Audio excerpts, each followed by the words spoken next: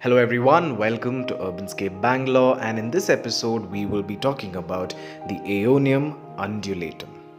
So it is also commonly called stalked Aeonium because of those long stalks and out of which a russet shaped leaf emerges.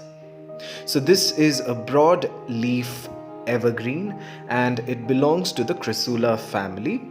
So this is a succulent and it is native to the Canary Islands and is naturalized in hot, arid, desert-like regions of East Africa and surrounding regions.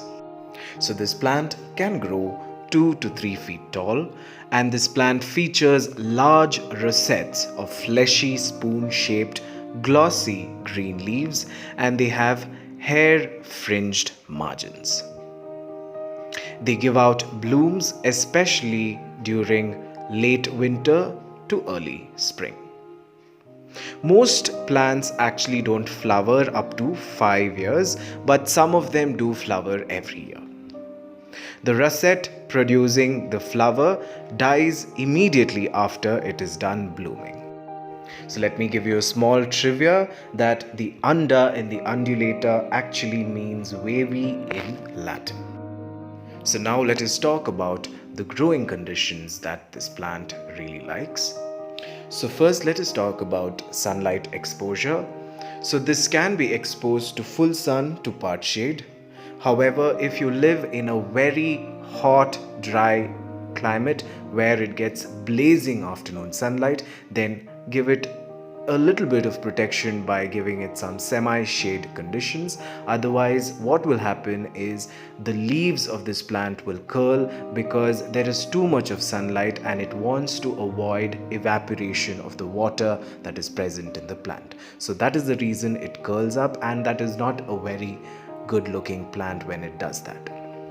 So now let us talk about the watering requirements of this plant. So since this plant is a succulent, it stores a lot of water. So when you add lot of water and you overwater, what will happen is there will be excess amount of water that this plant does not really require. So the plant, the roots, the stem, the leaves, everything starts rotting. So that is not something that we want. So avoid overwatering any kind of succulents for that matter. If at all you are staying in a region that gets a lot of rainfall, then move the plant away from areas where it will receive heavy rain.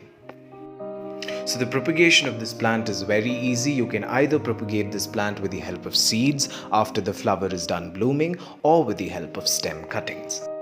As you can see, there are several nodes on the stem and each node will produce a new plant. So now let us talk about the potting medium that this plant likes. So like all the succulents, you have to use a well-draining potting mix. So I would recommend an addition of sand and compost, probably 80% of sand and 20% of compost, and that is enough. Do not over-fertilize this plant because over-fertilizing would lead this plant to become very leggy, and that is not a look that you would desire.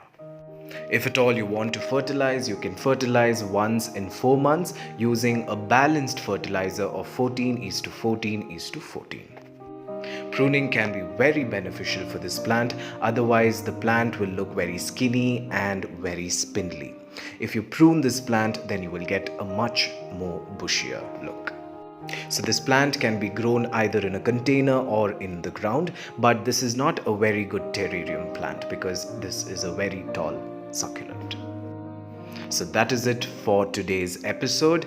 If you like this video, then please do not forget to subscribe, like and share. And also follow me on Instagram and Facebook for more photos and updates. Until we meet again, a very warm goodbye.